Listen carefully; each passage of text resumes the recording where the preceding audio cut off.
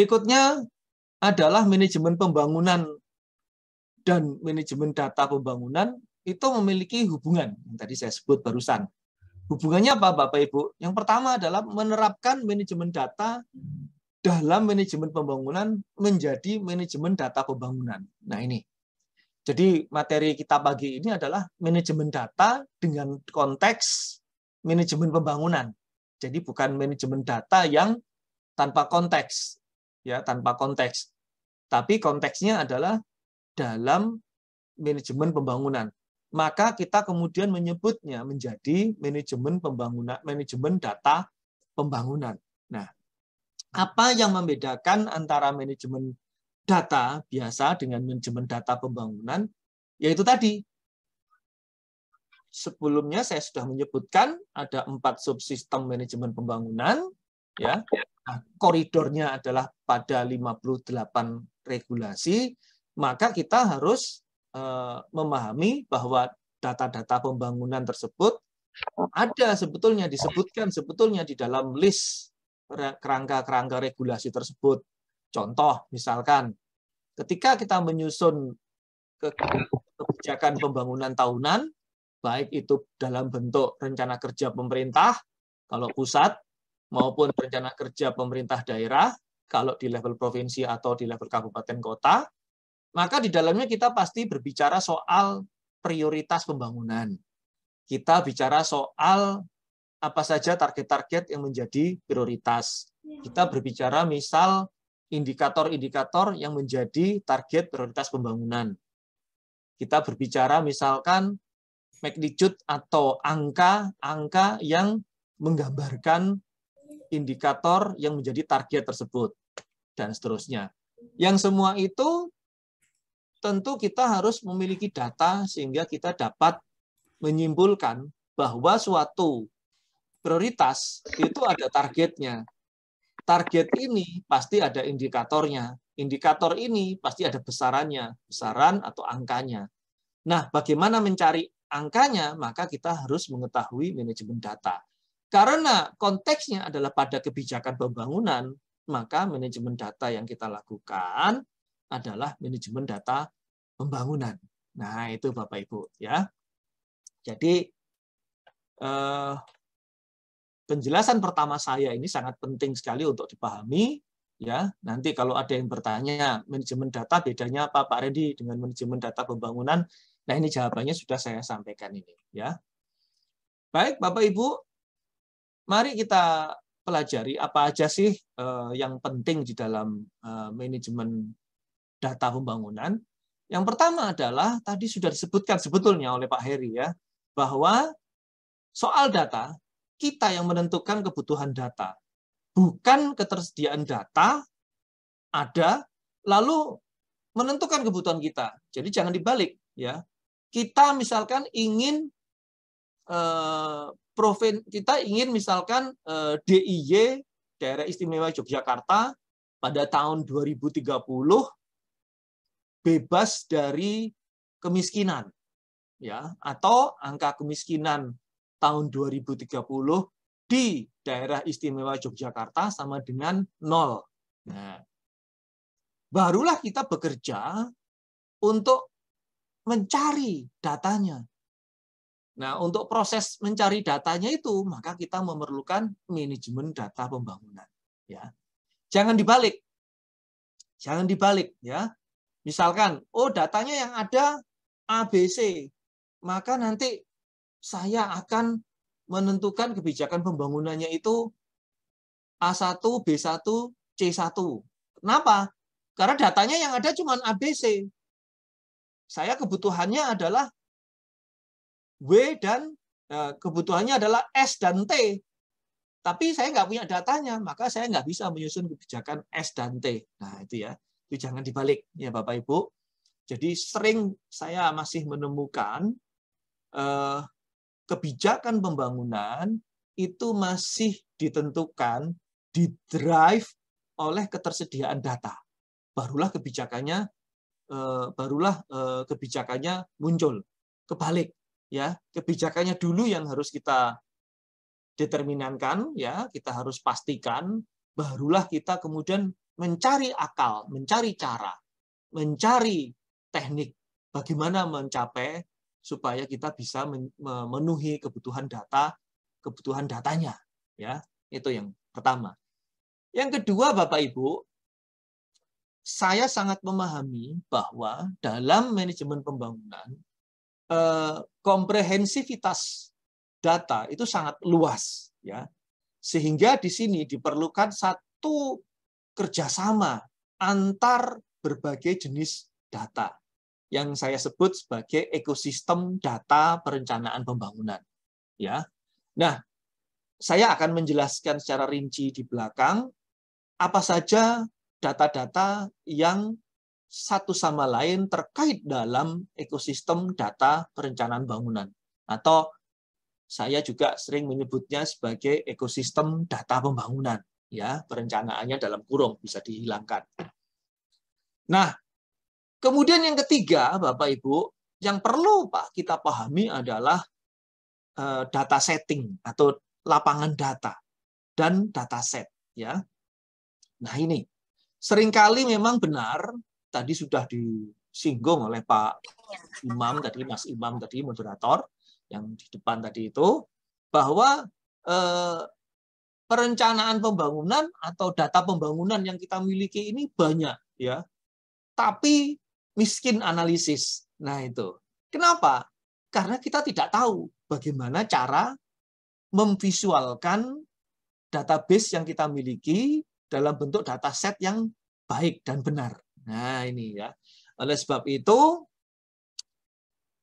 di aspek ketiga ini kita perlu memahami apa saja sih lapangan data dari data pembangunan itu dan bagaimana membentuk dataset data pembangunan, ya, membentuk dataset data pembangunan. Ini penting. Nah, salah satu kunci utama dalam memberikan kelebihan atau memberikan keunggulan komparatif pada data yang kita miliki supaya data tersebut dapat kita analisis adalah keterampilan kita dalam membentuk tabel, membangun tabel, ya. Nah, inilah sebabnya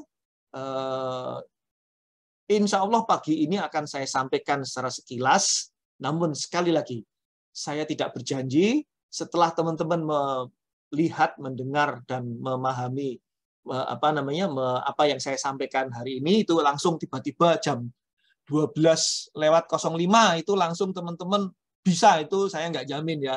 Ini teman-teman harus praktek.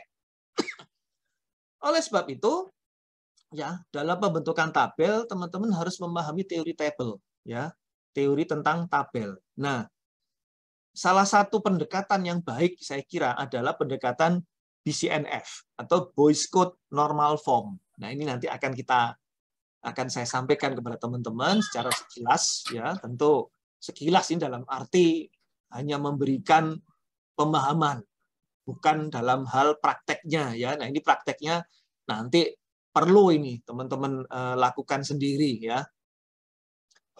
Berikutnya yang kelima, last but not least, ya, terakhir tapi bukan berarti ini benar-benar yang paling akhir, yaitu teknik pengolahan data, ya, teknik pengolahan data.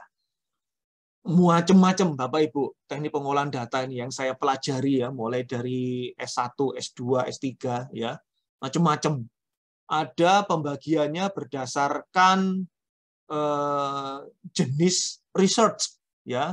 Ada kuantitatif research, ada kualitatif research, ada penelitian kuantitatif, ada penelitian kualitatif, ya. Kemudian penelitian kuantitatif tersebut, ya, itu dapat menggunakan tiga prosedur.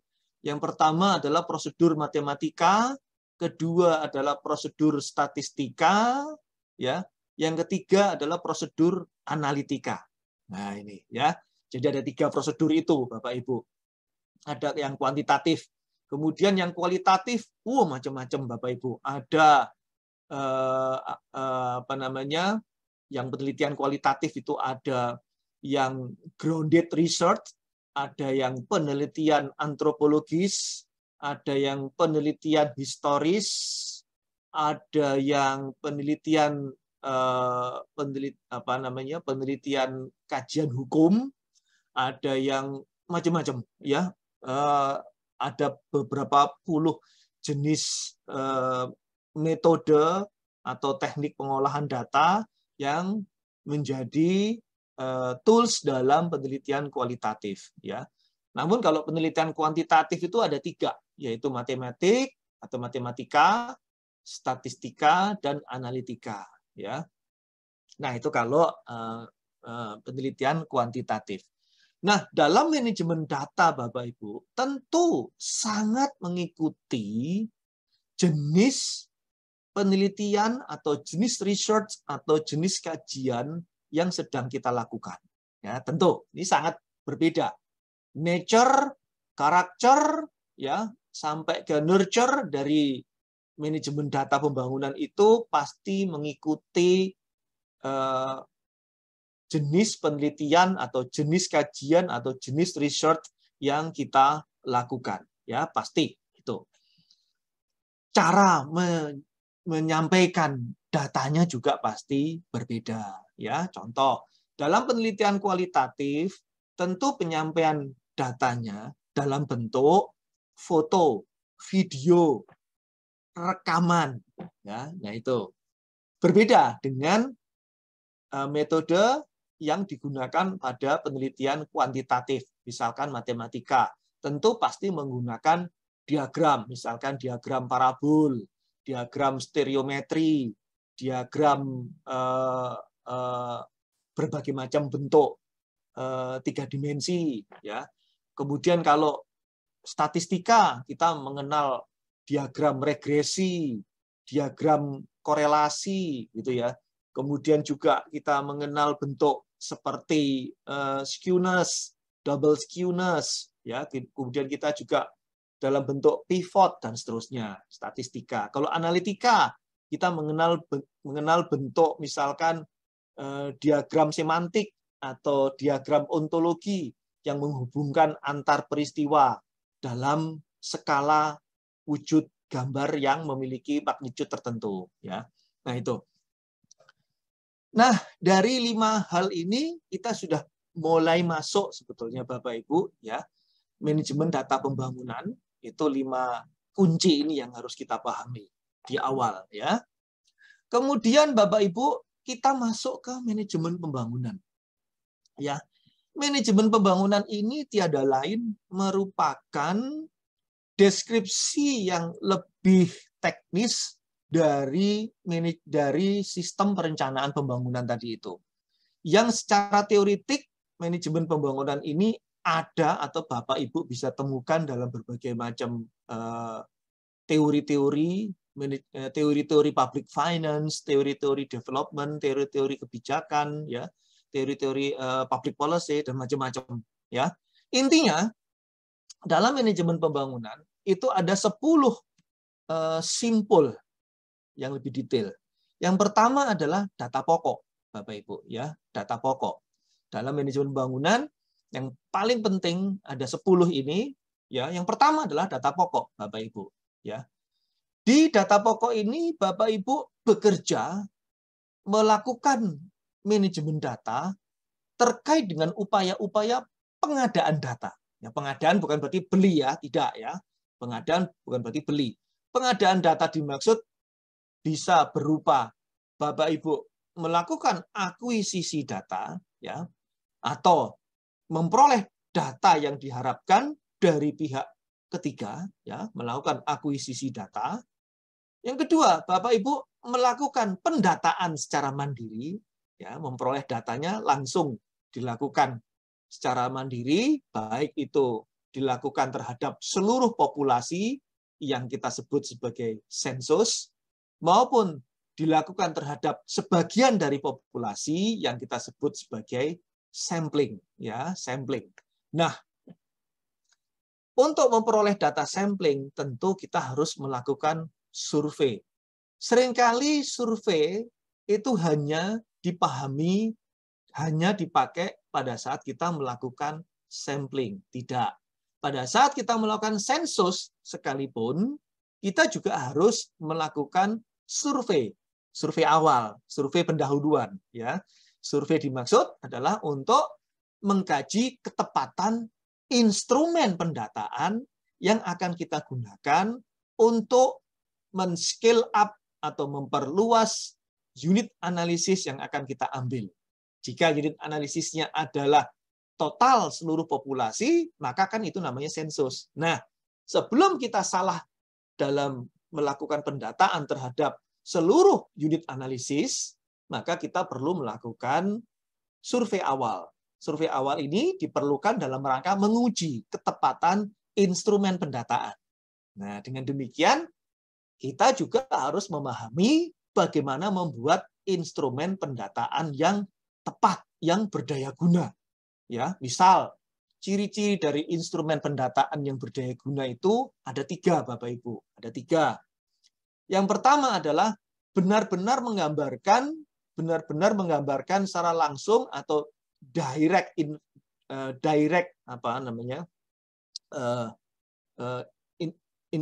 investigasi, ya. Investigasi itu bahasa Indonesianya, langsung melakukan investigasi terhadap unit analisis. Ya, jadi langsung bersifat menginvestigasi unit analisis. Misal, kalau saya akan bertanya tentang pendapatan dari suatu rumah tangga, maka saya harus bertanyanya kepada individu yang menjadi tulang punggung utama di keluarga tersebut, individu, ya. Nah, bila di dalam keluarga tersebut ada 4 orang, ada ayah, ada ibu, ada anak pertama, anak kedua. Nah, saya harus bertanya lebih dulu kepada siapa yang pertama saya jumpai. Misalkan yang pertama saya jumpai adalah si ibu. Si ibu ini saya tanya, Bu, tulang punggung pekerjaan, tulang punggung yang menghasilkan penghasilan bagi keluarga ini siapa? Oh, anak saya yang kedua. Nah, maka direct investigatifnya, investigasi langsungnya, itu bukan kepada kepala rumah tangga, tapi kepada anak kedua tadi itu. Kenapa? Karena pertanyaan riset saya adalah saya ingin mengetahui berapa kemampuan si rumah tangga ini dalam pengeluaran bulanan. Ya, berapa kemampuan dari rumah tangga ini memenuhi seluruh kebutuhan hidupnya, ya, spending quality-nya, daya belinya, dan seterusnya. Maka saya harus tanya kepada siapa sih tulang punggung si pencari nafkah utama dari keluarga ini. Tadi si ibu tadi yang saya datangi, ibu dari keluarga ini menyebut, oh bukan suami saya, tapi anak saya yang kedua. Loh kenapa Bu, kok bukan si suami ibu?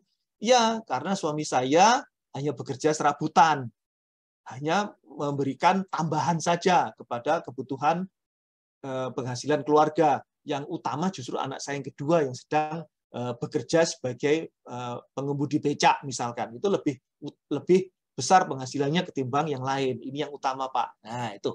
Ini direct investigatif, ya.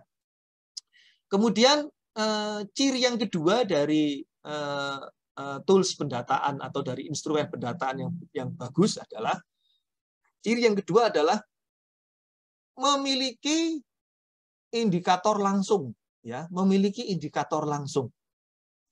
Contoh misalkan indikator langsung itu adalah berapa, misalkan pertanyaannya adalah berapakah jumlah penerimaan dan penghasilan, berapakah jumlah penerimaan dan penghasilan tetap dari saudara. Nah, itu terus. Kemudian yang kedua, berapa jumlah penghasilan dan penerimaan tidak tetap saudara tiap hari berapa. Nah, itu. Nah, ini memiliki direct question yang memiliki direct indikator sehingga indikator tadi itu dapat menjadi penanda dari pertanyaan yang kita ajukan kepada unit analisis, ya. Jadi itu. Kemudian yang ketiga adalah setidaknya merupakan data dengan jenis numerik atau data dengan jenis rasio, ya. Skala datanya adalah rasio, ya, sehingga kita lebih dapat mempertanggungjawabkan ketika kita melakukan penyusunan tabel terhadap data-data yang kita kumpulkan terhadap sekian unit analisis, dan lebih lanjut kita mampu menggunakan data tersebut untuk analisis yang komprehensif, ya. Nah, itu 3 cirinya Bapak Ibu. Yang pertama adalah investigasi langsung, terus kemudian pertanyaannya langsung menunjuk pada suatu indikator tertentu. Kemudian yang ketiga adalah jenis datanya adalah berskala rasio atau numerik, ya. Nah, ini 3 ciri utama dari protokol interview atau tools pendataan yang baik, ya. Nah, itu data pokok Bapak Ibu, ya. Setelah kita melakukan pendataan pada satu lapangan data, ya, lapangan data itu bisa satu desa atau sebagian dari masyarakat di desa itu, atau antar desa dalam satu kecamatan, atau antar desa dalam satu kabupaten, bahkan dalam satu provinsi dan seterusnya, ya. Itu bisa kita lakukan sesuai kebutuhan dari penelitian kajian yang kita lakukan. Yang kedua, Bapak Ibu, simpul yang kedua adalah analisis kebijakan dan kajian pembangunan, ya. Ini yang kita sebut sebagai juga kajian teknokratik, ya, kajian teknokratik pembangunan, ya. Nah, kajian teknokratik pembangunan tidak akan ada artinya apabila kita tidak memiliki data pokok, ya. Nah, tujuan dari kajian atau analisis kebijakan dan kajian rencana pembangunan atau kajian teknokratik ini adalah menemukan aspek-aspek apa saja atau faktor-faktor apa saja yang diperlukan untuk menjadi komponen atau input dalam suatu kebijakan, ya. Nah, ini yang penting, ya. Kemudian yang ketiga, ketika kita sudah menemukan faktor-faktor apa saja yang penting untuk menjadi input sebagai komponen kebijakan pembangunan, maka kita kemudian menyusun exercise, ya, kebutuhan anggaran, kebutuhan uang yang diperlukan untuk membiayai masing-masing komponen tersebut, ya. Apabila kemudian kita mampu mengeksersis kebutuhan uang yang kita perlukan, faktor-faktor tadi sudah kita tentukan, kemudian besaran dari faktor tadi itu atau target dari faktor tadi itu sudah dapat kita perkirakan. Kemudian kita melakukan exercise berapa kebutuhan dana yang diperlukan untuk belanja komponen tersebut sesuai dengan target yang kita sudah studi lebih awal tadi itu, kita lakukan kajian teknokratiknya tadi itu. Kemudian yang keempat adalah menyusun exercise anggarannya. Ya. Setelah kita menyusun exercise anggarannya, kita melakukan pembahasan rencana dan anggaran pembangunan dengan baik antar eksekutif, ya, maupun antara eksekutif dengan legislatif, ya. Setelah itu kita membahas khusus dengan legislatif, gitu ya, dalam bentuk mencari kesepakatan terhadap target kuantitatif tadi itu dan korelasinya dengan besaran anggaran yang diperlukan dalam belanja masing-masing komponen yang kita perlukan tadi itu untuk mencapai suatu kebijakan tadi itu, ya. Nah, kita bahasnya dalam proses penetapan rencana anggaran. Kita membahasnya dalam proses penetapan rencana anggaran.